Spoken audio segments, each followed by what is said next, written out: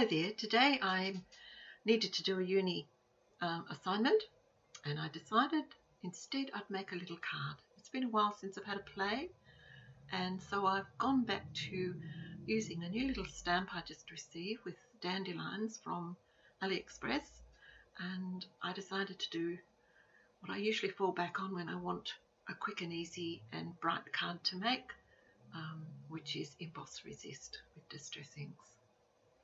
So here you can see I'm just stamping the image onto some white watercolour paper using some Versamark ink and sprinkling that with some fine clear embossing powder and giving that a bit of a heat up to make it glossy and set.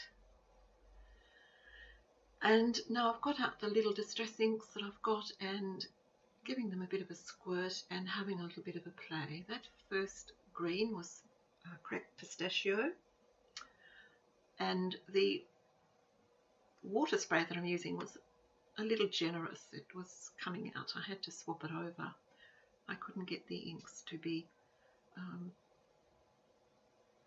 putting too much water onto them, so here I'm going just with a little bit of more distress ink without putting any more water on it, just adding it to the wetness of the card. I'll come back in later and intensify that green a little bit.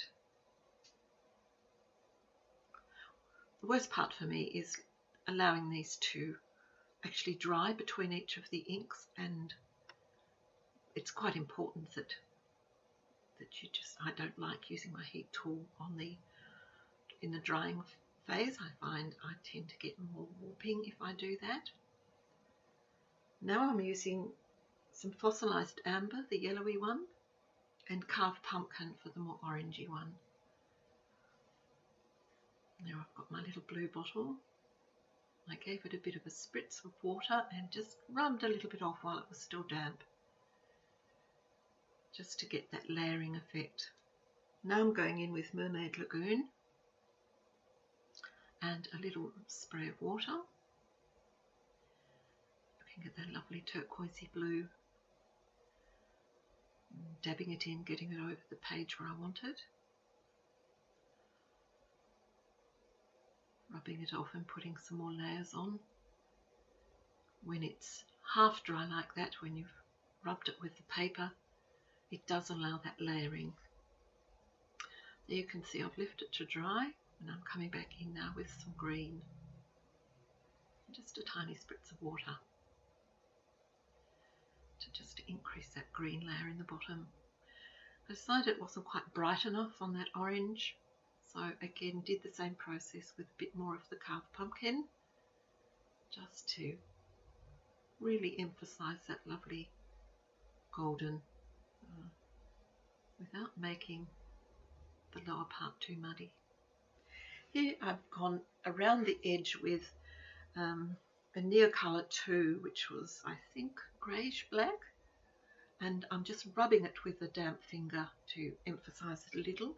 I actually went over it after that, I think you can see there, with violet, just to give it a bit more warmth. I've got a paper tray ink stamp with wishing, and I'm just embossing that with copper directly onto the card front, which I don't normally do because I don't like the way it can warp, the heat can warp the card. And I'm putting "You All the Best" on a little text stamp that goes with the wishing. I'm just putting that on a piece of green cardstock, a little scrap, and embossing that with the same copper embossing powder,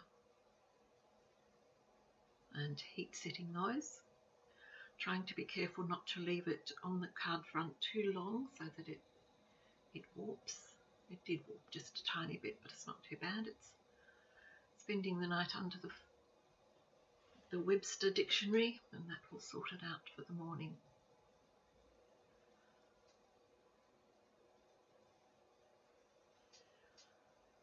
I like to use my Stanley knife and the ruler to cut out sentiments. I find I get a much better effect. I try and do them on my paper trimmers and They can look slightly off. Sometimes when using small pieces of paper, the cardstock actually moves. So I like to do them with the Stanley knife. And I'm just laying it on and working out where it's going to go and trimming off the ends. Here I've got some double-sided tape and a little bit of glue stick just to give me a bit of leeway, and adhering that front panel onto the card base, which is just plain white heavy cardstock, and trimming down that little sentiment panel.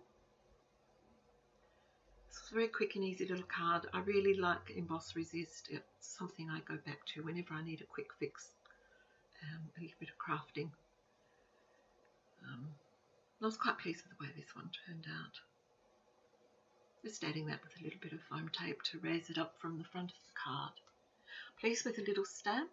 It's got quite a lot of detail, and those little dandelions emboss quite nicely. There it is. I've got a couple of photos here. There's the card front finished, and the next is just the detail. Thanks so much for watching. Talk to you soon. Bye now.